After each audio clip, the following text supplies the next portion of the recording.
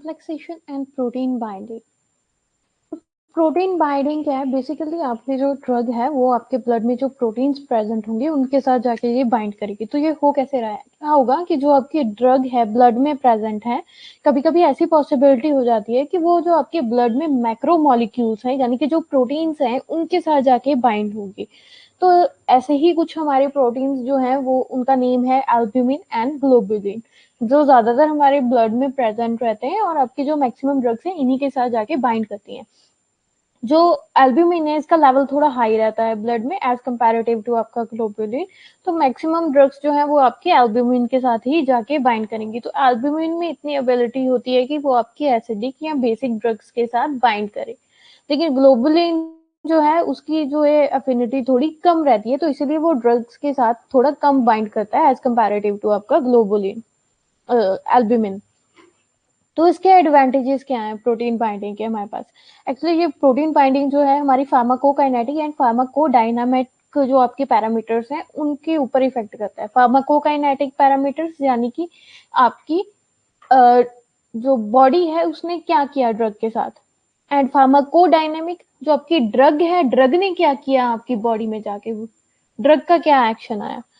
तो इसके एडवांटेजेस सबसे पहले ड्रग डिस्ट्रीब्यूशन में। ड्रग डिस्ट्रीब्यूशन में क्या होगा, प्रोटीन के साथ बाइंड करके अगर आपकी ड्रग बाइंड कर रही है तो उसकी डिस्ट्रीब्यूशन जो है वो डिक्रीज हो जाएगी। एक्चुअली होता क्या है, जो आपकी प्रोटीन बाउंड ड्रग है उसका साइज जो है वो ज्यादा बड़ा हो जाता है, जिसकी वजह से वो सेल मेम्ब्रेन को क्रॉस नहीं कर पाती है और ब्लड के अंदर जो है वहीं पे एक रिस्ट्रिक्टेड फॉर्म में रह जाती है। लेकिन जो आपकी फ्री फॉर्म में ड्रग होगी यानी कि जो बाउंड नहीं किया है जिसने आपके प्रोटीन के साथ, वो इजीली सेल मेम्ब्रेन को क्रॉस कर जाएगी और आपका जो है टिश्यू बाइंडिंग में हेल्प करेगी। नेक्स्ट है हमारे पास मेटाबॉलिज्म। तो प्रोटीन बाइंडिंग जो है मेटाबॉलिज्म को भी डिक्रीज करेगी और आपकी बायोलॉजिकल हाफ लाइफ जो है ड्रग की उसको इंक्रीज कर देगी। ओनली जो आपकी थोड़ी बहुत फ्रैक्शन ऑफ ड्रग जो फ्री फॉर्म में बची हुई है वही आपकी मेटाबोलाइज होके बॉडी से बाहर चले जाएगी। तो अगर उसकी बायोलॉजिकल हाफ लाइफ जो है वो लॉन्ग हो रही है, एनहांस हो रही है, इसकी वजह से उसका जो इफेक्ट है वो भी आपकी बॉडी में लंबे समय तक रहेगा। फॉर एग्जाम्पल जैसे आपकी फिनाइल ब्यूटाजोन या फिर सल्फासोनामाइड्स जो है उनके केस में। नेक्स्ट है एक्सक्रीशन। तो प्रोटीन बाइंडिंग जो है आपकी रीनल एक्सक्रीशन को डिक्रीज कर देती है। डिक्रीज से क्या होगा, जो ड्रग है वो एक्सक्रीट आउट ही नहीं होगी जल्दी जल्दी हमारी बॉडी से, इसकी वजह से उसकी बायोलॉजिकल हाफ लाइफ जो है वो इनहांस हो जाएगी, लंबे समय तक हमारी बॉडी में रहेगी। तो आपकी जो ड्रग फ्री, ओनली जो ड्रग फ्री फॉर्म में बची हुई है जो बाउंड नहीं है प्रोटीन के साथ, सिर्फ वही है ग्लोमेरुलर फिल्ट्रेशन के थ्रू एक्सक्रीट आउट होगी बॉडी में से। तो इसकी एग्जांपल है जैसे आपके टेट्रासाइक्लिन है, टेट्रासाइक्लिन जो मेनली है आपका ग्लोमेरुलर फिल्ट्रेशन के थ्रू एक्सक्रीट आउट हो जाती है बॉडी से। तो आपके जो ड्रग्स प्रोटीन के साथ बाइंड किए हुए हैं ये आपका रीनल एक्सक्रीशन को डिक्रीज कर देते हैं। Then next drug action. Protein binding जो है आपकी इन जो ड्रग को इनएक्टिवेट कर देती है, यानी कि प्रोटीन के साथ बाउंड करके ड्रग जो है वो आपकी इनएक्टिवेट हो जाती है, क्योंकि उसकी सफिशिएंट क्वांटिटी ही नहीं बचती है कि वो जाके आपके रिसेप्टर के साथ बाइंड करे और अपना एक्शन शो कर पाए। तो इसकी वजह से जो है वो आपका ड्रग पूरी तरह से एक्शन शो कर ही नहीं पाती है बॉडी में, तो एक तरह से इनएक्टिवेट ही हो जाती है वो। फॉर एग्जाम्पल जैसे आपका नेप्थोक्विनोन्स है, ये ड्रग जब आपकी बॉडी के साथ जाके आपके प्रोटीन के साथ बाइंड कर जाएगी, लेकिन फिर भी आपका जो है ये ड्रग आपकी एक्टिविटी शो करती है। तो ये ऐसे कुछ एक्सेप्शनल केसेस भी हैं जो आपका प्रोटीन के साथ बाइंड करेंगे और फिर भी अपना जो है एक्शन एक्टिविटी जो भी होगी उनकी वो शो करेंगे। तो नेक्स्ट सस्टेन्ड रिलीज। तो ड्रग जो है प्रोटीन और आपका ड्रग का जो कम्प्लेक्स है वो ब्लड में एक तरह से रिजर्वायर की तरह वहीं पे रहता है, कंटिन्यूस सप्लाई होती रहती है। तो जो आपकी फ्री फॉर्म में ड्रग होगी सिर्फ वही आपका एक्शन शो करेगी, तो ये ब्लड में लंबे समय तक रहने की वजह से ये क्या होगा, अपना एक्शन लंबे समय तक शो करती रहेगी, लेकिन वही ड्रग जो आपकी फ्री फॉर्म में। अब धीरे धीरे आपका जो प्रोटीन और ड्रग का कम्प्लेक्स है वो धीरे धीरे जो है वो टूटना जब शुरू होगा तो ड्रग फ्री फॉर्म में जो है अवेलेबल होना शुरू हो जाएगी और एक तरह से ये सस्टेन्ड रिलीज एक्शन शो करेगा। सस्टेन्ड रिलीज यानी कि अपना लॉन्ग समय तक जो है आपका लॉन्ग टाइम तक अपना एक्शन शो करते रहेगा, धीरे धीरे रिलीज होके। ऐसे ही एग्जाम्पल है आपकी यहाँ पे सुरामीन protein binding for anti type पैरोसोमल एक्टिविटी। नेक्स्ट है आपका कैरियर सिस्टम। कैरियर सिस्टम की तरह एक्ट करता है ये प्रोटीन आपके जो है। जब आपकी ड्रग प्रोटीन के साथ बाइंड करके कम्प्लेक्स बना देगी तो वो क्या होगा, ट्रांसपोर्टेशन सिस्टम की तरह एक्ट करता है, यानी कि प्रोटीन के साथ उसको एक साइड से दूसरी साइड के ऊपर जाके वो ट्रांसफर हो सकती है। तो एक तरह से ये कैरियर सिस्टम का की तरह भी एक्ट करता है कि जहाँ पे आपका एक्शन चाहिए ड्रग को वहां तक पहुंचाने के लिए प्रोटीन्स जो है वो हेल्प करते हैं। तो ये जो है एक्चुअली बहुत ज्यादा एक्सट्रीमली इम्पॉर्टेंट भी है ट्रांसपोर्टेशन ड्रग की, ताकि आपका जो ड्रग की सॉल्युबिलिटी है, लो सॉल्युबिलिटी वाली जो ड्रग्स हैं उनको उनकी ट्रांसपोर्टेशन इजीली हो सके प्लाज्मा में, उनको प्लाज्मा को इजीली क्रॉस कर सके वो और अपना एक्शन जो है वो शो कर सके। तो एक तरह से यहाँ पे ये बेनिफिशियल भी एक्ट करता है। तो नेक्स्ट है हमारे पास normally drug protein bind is reversible and involves weak chemical bonds such as hydrogen bonding, van der Waals forces, and hydrophobic bonding. Therefore, functional groups present on the protein or drugs such as COOH, OH या NH या फिर NH2 are sites for interaction.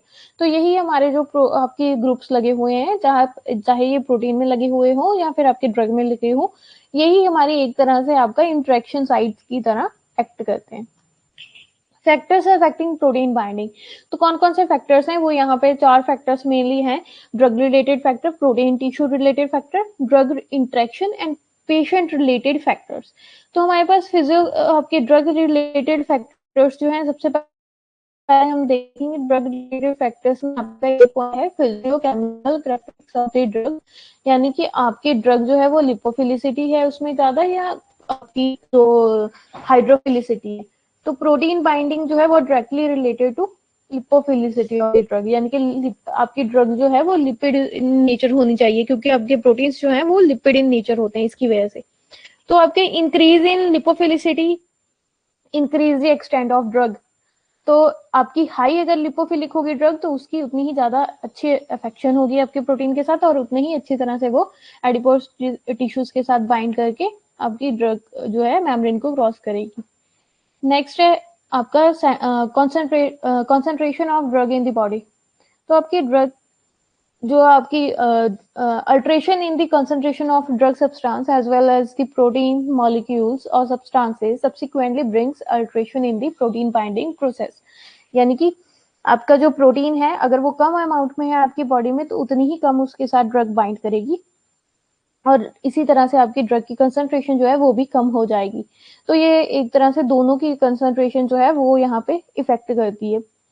Next है affinity of a drug for a particular binding component, कि drug की कितनी affinity है कि वो आपके प्रोटीन का जो मॉलिक्यूल है या फिर टिश्यू है उसके साथ जाके बाइंड करे। तो एफिनिटी यहाँ पे होना बहुत ज्यादा जरूरी है। डिग्री ऑफ अट्रैक्शन कितनी है उसकी, अगर अच्छी अट्रैक्शन होगी प्रोटीन के साथ तो वो इजिली जाके अच्छे से बाइंड करेगा उसके साथ उतनी ही जल्दी, अगर अफेक्शन उतनी नहीं है तो वो इजिली वहां से टूट जाएगा। नेक्स्ट आपका सेकंड जो रिलेटेड इसके साथ फैक्टर है वो है प्रोटीन टिश्यू रिलेटेड फैक्टर, यानी कि आपकी जो फिजियोकेमिकल कैरेक्टरिस्टिक्स हैं ड्रग की या प्रोटीन की या फिर आपकी जो बाइंडिंग एजेंट है उसकी। तो लिपोप्रोटीन्स या फिर आपके एडिपोज टिश्यूज हैं वो अच्छे से आपकी लिपोफिलिक ड्रग्स के साथ बाइंड कर जाते हैं। एंड सेकंड आपका जो है वो है कंसंट्रेशन ऑफ प्रोटीन और प्रोटीन बाइंडिंग कंपोनेंट, यानी कि आपके जो प्लाज्मा प्रोटीन है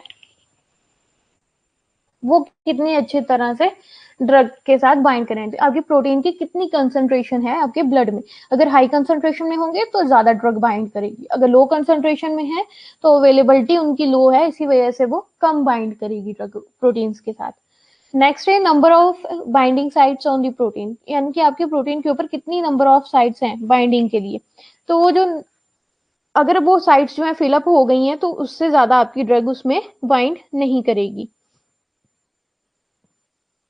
next one is drug interaction, यानी कि आप दो ड्रग्स ले रहे हो, दो ड्रग्स लेने से क्या होगा उनके बीच में कंपटीशन चलेगा अपने प्रोटीन के साथ बाइंड करने के लिए। मान लीजिए 2 ड्रग्स हैं हमारे पास, D1 एंड D2, दोनों ही आपने इकट्ठी ली है और वो जो है प्रोटीन के साथ बाइंड कर रही है। प्रोटीन आपके पास एक ही है, तो वो एक दूसरे के साथ कंपटीशन करेंगी और जाके प्रोटीन के साथ बाइंड करने में।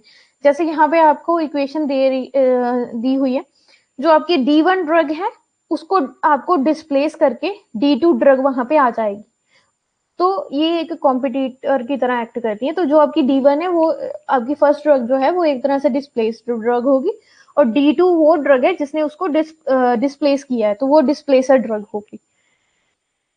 नेक्स्ट है हमारे पास competition between drug and normal body concentrate. जो हमारी बॉडी में अलावा प्रोटीन्स के और भी बहुत सारे जो है आपके कंपोनेंट्स प्रेजेंट होंगे, तो उनके साथ भी जो है एक तरह से कंपटीशन चलता रहता है ड्रग का कि वो प्रोटीन के साथ जाके बाइंड करे। नेक्स्ट है काइनेटिक्स ऑफ प्रोटीन बाइंडिंग। तो काइनेटिक्स में हमारे पास आ जाए कि रिवर्सिबल है, हमारे पास प्रोटीन और ड्रग का जो कॉम्बिनेशन कॉम्प्लेक्स बना है वो रिवर्सिबल है, यानी कि वो टूट भी सकता है।